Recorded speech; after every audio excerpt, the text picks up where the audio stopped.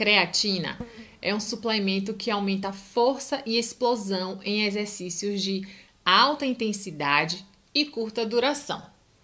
Ela não está na parte verde da tabela que eu mostrei lá na aula 1 para exercícios de endurance. Ela está na parte verde para exercícios de força. E por que isso? Por que então a creatina vai se aplicar ao mountain bike, que é um exercício de longa duração?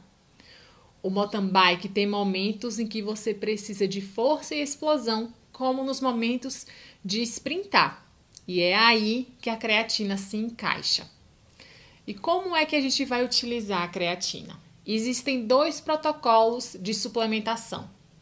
Um protocolo é chamado de saturação e consiste em utilizar 20 gramas de creatina por dia durante 5 a 7 dias.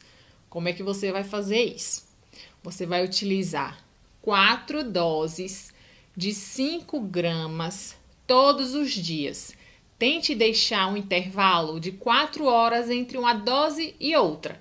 Então, você pode consumir uma dose às 8 horas da manhã, outra às 12, outra às 16 e outra às 20 horas, por exemplo. E você vai fazer isso durante 5 a 7 dias. Depois desse período de saturação, você vai continuar com doses de manutenção. Então, depois do período de 5 a 7 dias fazendo saturação, você vai utilizar uma dose diária que vai variar entre 3 e 5 gramas. Esse protocolo de saturação é ideal para ser feito faltando 5 a 7 dias antes de uma prova ou de um evento esportivo. Ou ainda quando você vai começar a utilizar a creatina pela primeira vez. Mas atenção, você não precisa ficar repetindo esse protocolo. Uma vez feito, e se você estiver depois utilizando as doses de manutenção, você não precisa repetir a saturação cada vez que tiver uma prova ou cada vez que tiver um evento de mountain bike. E não existe um horário ideal para consumir a creatina. Você pode consumir em qualquer horário do dia. O importante é que você consuma todos os dias, que você não esqueça de consumir. E aí basta misturar essa creatina em uma quantidade pequena de água, uns 2 ou 3 dedinhos de água e ingerir. E pode ser que você tenha uma certa dúvida ou insegurança na hora de comprar a creatina, já que são tantos produtos, tantas marcas disponíveis no mercado. Então pega essa dica também para você não errar na hora de escolher esse suplemento. A creatina que foi bem estudada, cujos efeitos são bem comprovados pela ciência, é a creatina monoidratada. No mercado existem outras opções, mas não caia nessa cilada. Compre creatina monoidratada. Outro segundo passo importante para você observar na hora de escolher é buscar uma creatina que tenha esse selo aqui, o selo Creapure. Então, é um selo que nos garante que a creatina utilizada para o preparo é de uma matéria-prima mais pura. Mas eu quero te fazer um alerta. Os suplementos são apenas a cereja do bolo. Existe uma base mais importante que precisa ser montada. E eu quero te mostrar por quê. E aqui está a pirâmide de prioridades que foi estabelecida pelo Instituto Australiano do Esporte. Então, nessa base da pirâmide é que nós temos o treinamento e a alimentação para o bom desenvolvimento do atleta. Então, essa base aqui, é nessa base que está a sua alimentação, para atender a demanda do seu treino diário.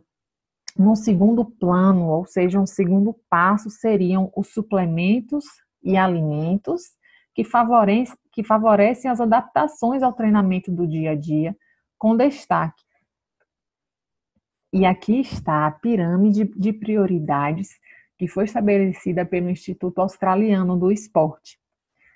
Na base dessa pirâmide, nós temos o treinamento e a alimentação para o bom desenvolvimento do atleta. Então, isso aqui é que é a base para o seu desempenho esportivo. É a sua alimentação que atenda à demanda diária dos seus treinos. No segundo plano ou no segundo passo, estão os suplementos e alimentos que favorecem adaptações ao treinamento do dia a dia, com destaque à reidratação e o consumo de carboidratos e proteínas. Então, aqui entra o ajuste da sua refeição pré e pós-treino, aqui entra a sua estratégia de hidratação, o seu consumo de carboidrato intratreino. E no terceiro passo, né, estão os suplementos esportivos ergogênicos, que podem conferir ganhos entre 1 e 3% no desempenho físico. Então, esses suplementos são a cereja do bolo. Eles devem ser o último passo.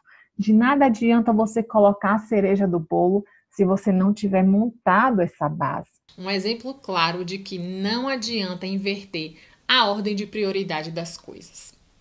A cafeína aumenta a captação de glicose, de carboidrato pelo músculo. E aí, se você não estiver consumindo carboidrato intratreino do jeito certo, esse músculo vai ficar buscando mais glicose, buscando mais carboidrato e não vai encontrar. Sabe o que vai acontecer? Você vai quebrar do mesmo jeito e vai achar que a cafeína não funciona para você, muito pelo contrário, vai achar que a cafeína piorou o seu desempenho esportivo.